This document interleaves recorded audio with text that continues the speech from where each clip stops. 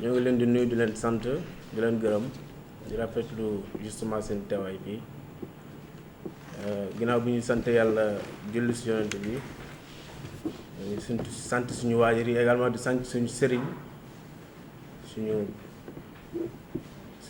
suñu wasila Thierno Cheikh Oumar Bachir Tall. On peut finir par ça. Voilà. Alors, maa ngi tudd Boubali alias Boubs. Je suis le secrétaire chargé de communication du mouvement Les Bienfaiteurs.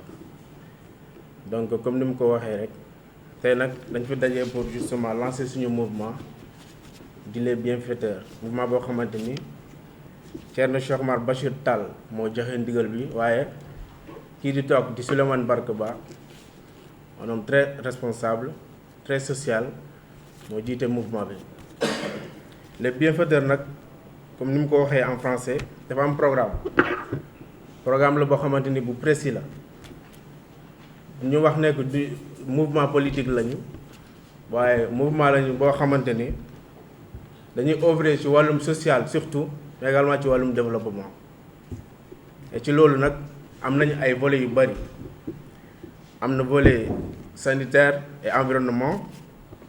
am na volet éducation am na volet sportif et culturel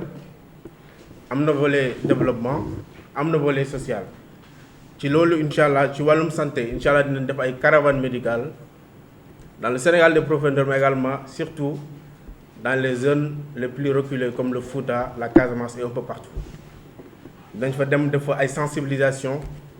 surtout ci période bi nekk mooy période hivernage bi incha allah dinañ jéem a def ay dons yoo xamante ni comme les moustiquaires wala affaire yu mel noonu en tout cas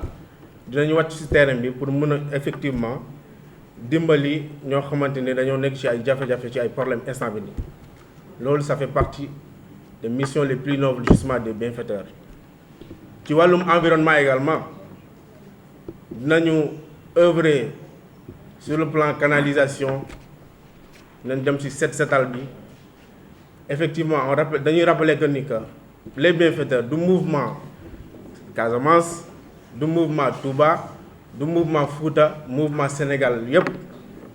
képp kuy sénégalais nga nekk Sénégal bëgg Sénégal dans le cadre de la bienfaisance wona la ci mouvement bi ci nga bokk. Dans le Sénégal également ci diaspora bi am nañ fa ay répondants boo demee par exemple États-Unis am nañ fa ay répondants en France am nañ fa ay répondants. Et incha allah ci ay fan yu néew incha allah dinañ am ay missionnaires yoo xamante ni dinañ jógee fii Sénégal dem dans la diaspora sénégalaise pour mën a sensibiliser dans le cadre justement des bienfaiteurs. ci wàllum sport et culture côté boobu il faut ñu woo la jeunesse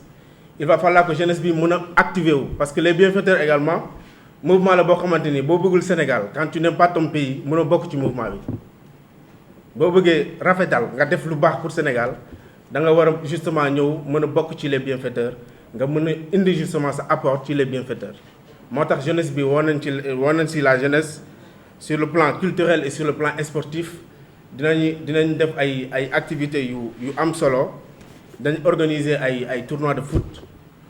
dans le rural surtout ci zone rurale bi mais également dinañ organiser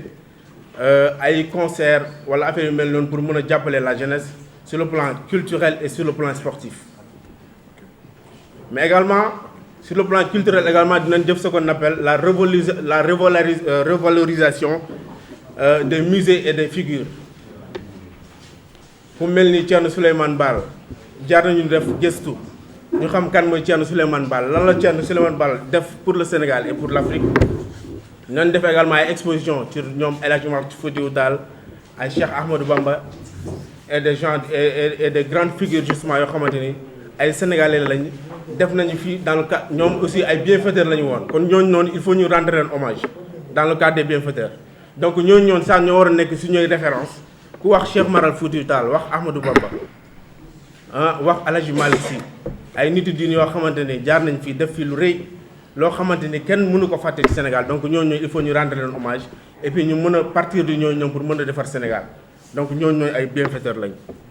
kon mbokk yi comme ni ko président waxee également dinañ dem ci Sénégalais yi mën leen sensibiliser ci wàllum achat de conscience bi c'est vrai que defuñu politique instant bi nii mais il va falloir quand même que ñun en tant que sénégalais ñu mën a waxtaan sur biir mën a wax ak population yi mën a expliquer la jeunesse lan mooy sa droit lan nga war a def lan mooy sa wareef en fait kon ci loolu il va falloir quand même que ñu dem voir les ñu dem rencontrer population yi mën leen expliquer mën leen sensibiliser ci achat de conscience bu fi nekk ci réew mi kon loolu il faut ñu taxaw si donc en quelque sorte programme bi dafa yaatu incha allah ci fan yi néew dinañ def ay atelier dinañ def ay réunion dinañ def justement ay mouvement yoo xamante ni ça va dinañ woo la jeunesse ñu woo Sénégalais yëpp mën a toog mën a waxtaan encore et encore mën a inspiré wu ci suñu développement ci justement perspective bu les bienfaiteurs en tout cas bienfaiteur en quelque sorte lii mooy programme mais également am nañu programme sur le plan religieux mooy ay daara moderne dañ ko initier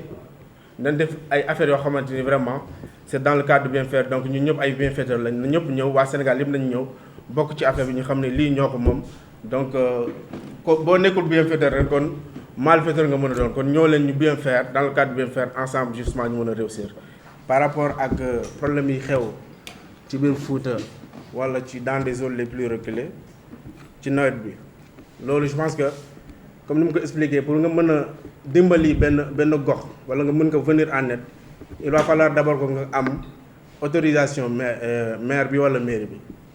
donc ñun incha allah avec les bienfaiteurs su fekkente ne moom wala ñoom ci seen i gox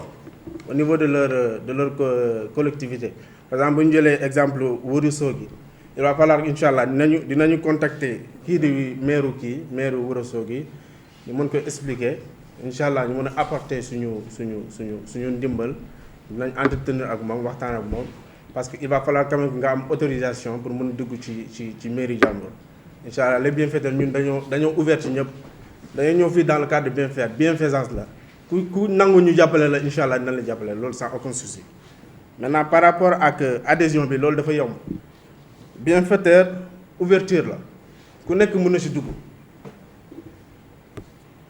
que ce soit amul en fait du question de xeet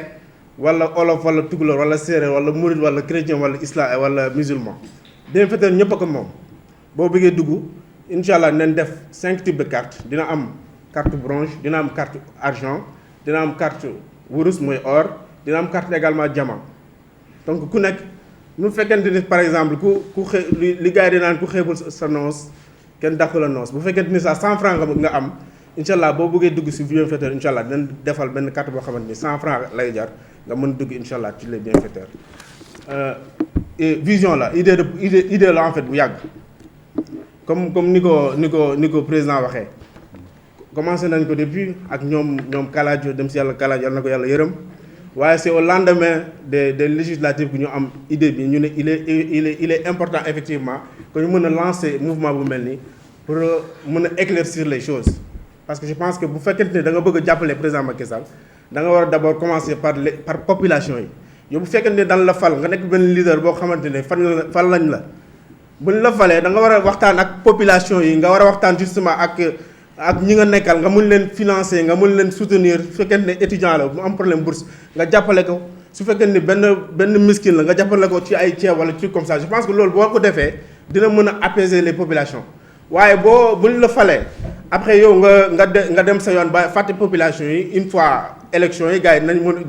jël décision sanctionner président de la République je pense que bépp leader bu bëgg a jàppale président de la République na jàppale population yi donc on point un trait loolu mooy les bienfaiteurs donc bienfaiteur pour ñëpp la donc na ñëpp ñëw incha allah.